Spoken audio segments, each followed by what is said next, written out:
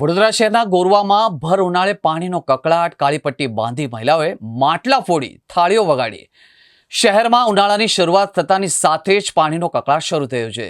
છેલ્લા 1.5 મહિનાથી ગંદુ અને ઓછું પાણી મળતું હોવાના આક્ષેપો સાથે મહિલાઓએ એકત્રિત થઈ માટલા ફોડી થાળીઓ વગાડી વિરોધ પ્રદર્શન કર્યું હતું।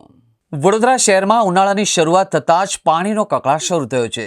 છેલ્લા 1.5 મહિનાથી ગંદુ અને ઓછું પાણી મળતી હોવાના આક્ષેપ સાથે મહિલાઓ એકત્રિત થઈ માટલા ફોડી થાળીઓ વગાડી અને વિરોધ પ્રદર્શન કર્યું હતું।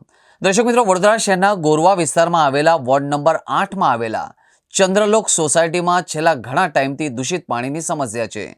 દૂષિત પાણીની સમસ્યાના કારણે ઘર દીઠ લોકો માંદા પડી રહ્યા છે, છતાંય નક્કર કામગીરી વહીવટી તંત્ર દ્વારા કરવામાં આવતી નથી। આજરોજ રણચંડી બનેલી મહિલાઓએ વહીવટી તંત્રના છાજિયા કૂટી રેઢિયાળ તંત્રની વિરુદ્ધમાં ભારે સૂત્રોચ્ચારો કરી માટલા ફોડી વિરોધ પ્રદર્શન કર્યું હતું। મહિલાઓ કહે છે કે ઉનાળો છે, પાણીની અછત છે અને એમાંય દૂષિત પાણી આવે છે, જેથી કરીને વહેલી તકે પીવાનું ચોખ્ખું પાણી આપો। વેરા ભરીએ છીએ, બધા ટેક્સ પણ ભરીએ છીએ, એટલે જ કહીએ છીએ કે તમે અમારા ઉપર મહેરબાની નથી કરતા અને વહેલી તકે પીવાના પાણીની વ્યવસ્થા કરો, નહીતર પરિણામ ભોગવવા તૈયાર રહો।